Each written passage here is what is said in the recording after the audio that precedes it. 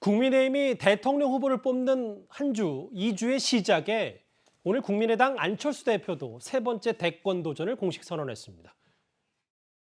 문재인 대통령 5년 동안 우리는 얼마나 가슴 졸이며 살았습니까? 눈만 뜨면 거짓과 선동, 무능과 비리가 온 나라를 덮었습니다. 그런데 나라를 5년간 맡겠다고 나선 대통령 후보들은 어떻습니까? 국민들은 놈 대선이라고 합니다. 나쁜 놈, 이상한 놈, 추한 놈만 있다며 걱정이 태산입니다. 이제는 5년마다 반복되는 악순환에서 탈출하기 위해 판을 갈아야 할 때입니다.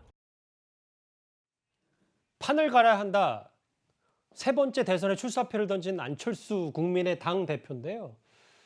이 의원님. 네. 근데 오늘 안 대표가 여러 가지 얘기를 했는데 그중에 핵심은 당선되면 임기 중반에 중간평가를 받겠다. 국민의 신뢰를 50% 이상 받지 못하거나 제가 소속된 정당의 제1당이 못 되면 물러나겠다. 이런 공약을 내걸었습니다. 옛날에 제가 알기로 노태우 대통령 때 아마 중간평가 문제가 있었죠. 그러다가 뭐 중간평가 하니 안 하니 상당히 논란이 있다가 결국 안 하는 것으로 해서 그때 아마 전국이 좀 수습된 걸로 기억을 하는데 아마 그걸 또 원용을 한 것 같습니다. 근데 안철수 대표가 여기 보면 나쁜 놈, 이상한 놈, 추한 놈 이렇게 세 부류를 지적을 했는데요. 근데 안철수 대표 혹시 기억나시지 않습니까? 지난 서울시장 나올 때 본인은 대선 포기한다고 그러시지 않았나요? 근데 오늘 그걸 물어보니까 그거는 당선됐을 때 이야기하는 것이다라고 잘못 이해한 거다 이야기를 하시는데 기자들의 질문에 네, 제가 잘못 이해했는지 모르겠지만 많은 국민들은 그렇게 이야기를 하고 있습니다. 즉 안철수 대표는 지난 서울시장 선거를 출마하면서 본인은 이제 대선에 안 나오겠다라고 이야기를 했는데 근데 오늘 또 이제 대선 출마 선언을 했지 않습니까? 자, 그렇다면 이 안철수 대표가 하는 이 행보가 과연 국민들한테 얼마나 신뢰를 줄 수 있을까? 때가 되면 나오는 분 이런 식으로 혹시나 인식이 되지 않을까? 그럼 본인은 여기에 세 가지 부류의 놈자에 어떤 것에 그러면 본인은 여기 해당되지 않는 것인지 뭐 등등 여러 가지 참 만감이 교차합니다. 왜냐하면 안철수 대표는 항상 선거 있을 때마다 언젠가는 나올 거야. 근데 그때는 물어봅니다. 기자들이. 절대 이번에는 안 한다 이야기를 하는데 또 시간만 되면 또 나옵니다. 그리고 아마 또 이제 나중에 되면 지금은 절대 단일화하지 않겠다. 지금 중간평가 받겠다 이야기를 하지만 글쎄요. 과연 그렇게 될까요? 저는 아마 안철수 대표가 이야기했지 않습니까? 본인은 이번에 반드시 정권교체가 돼야 된다는 이야기를 하잖아요. 그렇다면 만약에 본인이 정권교체 걸림돌이 된다라고 한다면 또 정권교체에 힘을 보태야 된다 한다면 그때는 또 어떻게 할 건가요?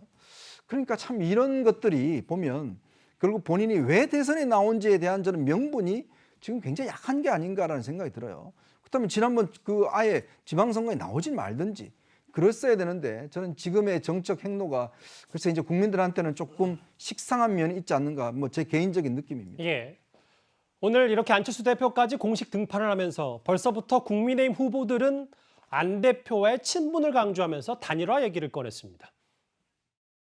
저는 안 대표와 같이 정권 창출에 공동연선을 해야 한다는 그 인식에는 서로가 동의를 했어요. 과거 DJP 연대 하듯이 세력 대 세력을 서로 연대를 해서 공동정부를 창출할 수도 있고 지난번 서울시장 선거 때 대선에 나오지 않겠다고 분명히 제가 선언한 것을 지금도 기억하고 있고 국민의힘과 통합하겠다 이렇게 하셨던 분이 통합을 거부하고 지금 저렇게 차일피일 미루더니 결국 또 딴살림을 차리시지 않습니까? 뭐 출마가 직업이신 분 같아?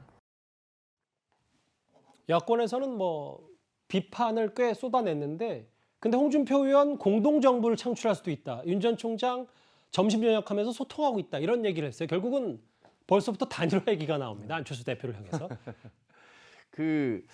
안철수 대표 보면 좀 안타까운 생각이 들어요. 이번에 세 번째 출마하시잖아요. 예. 김대중 대통령 경우에 네 번째 출마해서 이제 대통령에 당선되긴 했지만 사실 이렇게 세 번씩 출마하는 건 거의 유례가 별로 없는 일이고 다른 나라의 경우를 봐도 그렇잖아요. 예. 2011년인가요? 처음 정치를 시작했을 때 그때 약 40%가 넘는 그런 지지를 받으면서 떠오르는 그런 희망 같은 그런 정치를 하겠다고 했었는데 이 정치가 점점 이제 구태 정치와 닮아가는 게 아니냐라는 그런 비판을 받고 있어서 좀 안타깝기도 한데 아무튼 그럼에도 불구하고 안철수 후보 같은 경우는 나름대로의 광고한 지지층이 몇 %라도 있단 말이에요. 그러니까 홍준표 후보 같은 경우는 이 아까 얘기했던 공동 정부를 얘기하는 게 안철수 후보 만약에 윤석열 후보가 최종 후보가 되면 윤석열 후보는 아마 김종인 선대위원장을 모시게 될 텐데 김종인 선대위원장과 안철수 후보는 워낙 사이가 안 좋으니까 그거는 별로 이렇게 쉽게 조합이 되기가